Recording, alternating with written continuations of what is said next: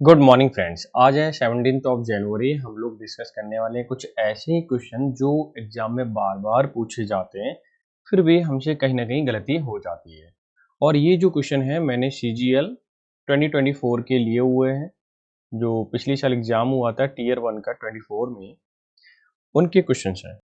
दूसरी बात, अभी हमारी जो सीरीज चल रही है वो उस पर हम काम कर रहे हैं पावर ऑफ वोकैबुलरी। यानी किस पे काम कर रहे हैं? Power of vocabulary. वोकैबुलरी से हमें एनरिच होना है। मेरा मानना ये है कि अगर आपकी वोकैब इतनी अच्छी है, आप इंग्लिश को उतना ही अच्छे तरीके से एक कॉम्प्रीहेंसिव वे में समझ पाओगे।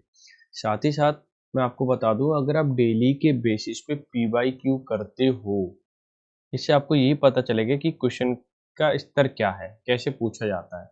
और द हिंदू न्यूज़पेपर डेली अगर आप पढ़ते हैं, ठीक है, तो आप ये मान के चलिए कि आपकी जो इंग्लिश है ऑटोमेटिकली अच्छी हो जाएगी, क्योंकि न्यूज़पेपर आपकी वोकैब को रिवाइज कराएगा, रिकॉल कराएगा। ठीक है ना। अब हम चलते हैं भाई क्वेश्चन पर। क्वेश्चन हमारा पूछ रहा है कि most appropriate option to substitute, यानी कि वन वर्ड सब्स्टिट्यूशन पूछा है। ठीक है, underline the segment given the important. ठीक है, अंडरलाइन तो नहीं हुआ है लेकिन मैं आपको एक्सप्लेन कर दूंगा, समझ जाओगे। Raju job as clerk. Raju की जो जॉब है ना क्लर्क की तरह, यानी राजू एक क्लर्क है। Seem to be very bad, seem to be bad at the first. शुरुआत में उसकी जो जॉब थी वो कैसी थी? बहुत बेकार थी। ठीक है, because of the low salary, क्योंकि सैलरी क्या थी? कम थी। लेकिन बट का मतलब लेकिन, द रिजल्ट इन, देखो बट जो होता है जब दो क्लॉज को जोड़ता है तो एक नेगेटिव सेंस में होगा, एक पॉजिटिव सेंस में होगा। तो यहाँ पे बैड बोला है तो नेगेटिव सेंस हो गया, तो पॉजिटिव सेंस की बात करेगा। Resulted in something good happening, कि आगे जो रिजल्ट ऐसा हुआ कि कुछ अच्छा हुआ, लेटर मतलब बाद में। बिकॉज, क्योंकि इट सेव्ड हिम, क्योंकि इसी जॉब ने उसको बचाया फ्रॉम बीइंग अनएम्प्लॉयड। क्योंकि ये जॉब ही जब क्लर्क वाली मिल गई थी तो वो एम्प्लॉयड हो गया, यानी कि उसकी जॉब थी उसके पास और कुछ कमा रहा था, कुछ तो सैलरी मिल रही थी, भले ही कम मिल रही थी, मिल तो रही थी ना, खर्चा चला पा रहा था। अगर आपको CGL की चाहिए तो CHSL की अगर शुरू में मिल जाए तो कोई बुरी नहीं है, तैयारी कर तो CGL की ले लेना। ठीक है ना, WO वाली लेना, 4800 वाली, लेकिन शुरुआत में ले लो, MTH की भी ले लो, कोई दिक्कत नहीं है। अच्छा, अब मैं आपको बता देता हूँ, तो इसको हम क्या बोलेंगे? Saved him from being unemployed. अब हमारे पास कुछ ईडियम दे रखे हैं, जैसे कि अ बून इन डिसगाइज, ये तो कोई होता ही नहीं है idiom. A blessing in disguise, यानी छिपा हुआ फायदा। कोई अंदर से कुछ ही काम कर रहे हो, उसमें आपको पता नहीं चल रहा है, इसमें कुछ फायदा होगा नहीं होगा, लेकिन वो फायदा हो जाता है, उसको बोलते हैं ब्लेसिंग, मतलब आशीर्वाद। इन डिसगाइज का मतलब छिपा हुआ, छुपा रिस्तम वाला फायदा। ठीक है, तो ऑप्शन नंबर सेकंड आपका आंसर हो जाएगा। अ जॉल्ट इन डिसगाइज, झटका होता है जॉल्ट का मतलब, यानी छुपा हुआ झटका। अ गिफ्ट ऑफ डिसगाइज मतलब ईडियम जो होता है वो आपका सेकंड पार्ट है, वो ईडियम होता है, और यही आपका आंसर हो जाएगा। अगर आपको वीडियो अच्छी लग रही है तो आप लाइक शेयर कर सकते हो। ठीक है, और मैं कम्युनिटी में भी डालता हूँ यही क्वेश्चन, तो जरूर टैकल किया करो, ऐसा ना करें फिर भी भूल जाए। ठीक है, भूलने से आपको दिक्कत हो जाएगी। अब चलते हैं भाई नेक्स्ट क्वेश्चन पे। नेक्स्ट क्वेश्चन हमारा क्या कहता है ये सुनिए। नेक्स्ट क्वेश्चन क्या कह रहा है भाई? Arrange the part correct order to form a meaningful sentence, यानी जम्बल्ड ऑर्डर है, पैरा जम्बल दे रखा है, तो उसको हमें क्या करना है? अरेंज करना है। ऑप्शन नीचे दे ही रखे हैं, तो देख लेते हैं। The use of animal research, the use okay of animal research, कि जो एनिमल रिसर्च का जो यूज हो रहा है आजकल throughout the past century, throughout. ठीक है, ये बाद में देखेंगे क्योंकि इसका सेंटेंस का अरेंजमेंट यहाँ बना नहीं।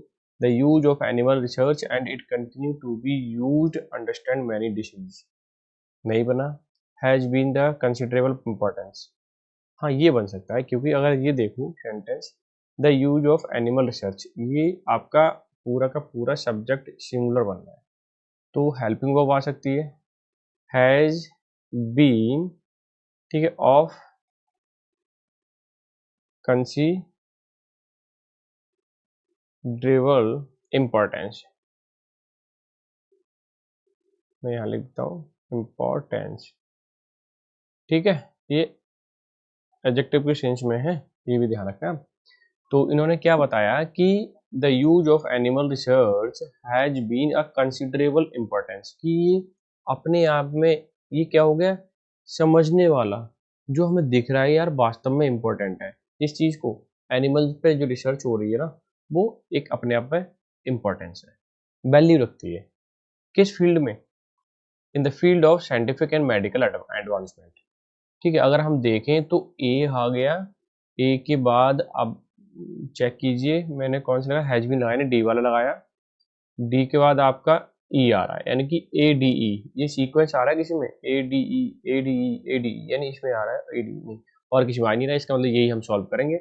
ए डी ई हो गया, बी और देखो इसका throughout the past century, यानी सेंचुरी का मतलब है शताब्दी से। ठीक है, सी का मतलब हो गया it continue to be use और अंडरस्टैंड मैनी डिसीज, और ये कंटिन्यू होना चाहिए। क्या करना चाह रहा है कि जो रिसर्च हो रही है, यूज ऑफ एनिमल रिसर्च, ये कंसिडरेबल इंपॉर्टेंस है और ये कंटिन्यू होना चाहिए अंडरस्टैंड होने के लिए या करने के लिए मैनी डिसीज की कौन कौन सी बीमारियां होती हैं। ठीक है ना, समझ में आया? थ्रू आउट द सेंचुरी, ये पूरी की पूरी सेंचुरी शताब्दी क्या हुई, रिसर्च हुई है, तो वो कंटिन्यू होना चाहिए। समझ में आ गया? कितना ईजी है। अब आप देख लेते हैं, हमने बताया था सबसे पहले सब्जेक्ट रखोगे, यहाँ पे कोई सब्जेक्ट है ही नहीं ना, यहाँ पे कोई दिखाई दे रहा है इसके अलावा, तो ये सब्जेक्ट हो गया, यानी कि ए को वैसे भी मुझे पहले नंबर पर रखना था। अच्छा, दूसरा क्या है, अगर मैं रखूंगा तो इसके बाद अब ये सेंटेंस, इसमें हेल्पिंग वर्ब है कोई नहीं है, तो हेल्पिंग वर्ब तो आएगी आएगी। सेंटेंस का स्ट्रक्चर क्या रहता है, सब्जेक्ट, हेल्पिंग वर्ब, फिर मेन वर्ब, इस तरह से तो रहता है। ठीक है, मेन वर्ब फिर ऑब्जेक्ट, तो ये सब्जेक्ट हो गया, यहाँ से मेन वर्ब हो गई, यानी एक बार तो डी आना ही आना है, और तो कोई है ही नहीं एक बार डी। ऑप्शन नंबर थर्ड तो वैसे भी आंसर हो गया। ठीक है ना, तो ऐसे मैच कर लिया करो आप। क्लियर है, इजी है, कर पाओगे, समझ में आ गया? अच्छा, अगर वीडियो आपको अच्छी लग रही है लाइक शेयर कर देना, दोस्तों को शेयर कर देना। ऐसे क्वेश्चन मैं ज़रूर डालने वाला हूँ कम्युनिटी में। ठीक है, उसे टैकल कीजिए। पीडीएफ चाहिए तो आप टेलीग्राम पे चैनल जाइए और उस पर नीचे लिंक दे रखा है, जाइए वहाँ से लीजिए। ठीक है, वहाँ पे मैं क्वेश्चन भी डालता रहता हूँ ताकि आप उसे कर पाएँ ज़्यादा से ज़्यादा। ठीक है ना, तो मिलते हैं नेक्स्ट सेशन में, तब तक के लिए bye bye, take care, have a good day.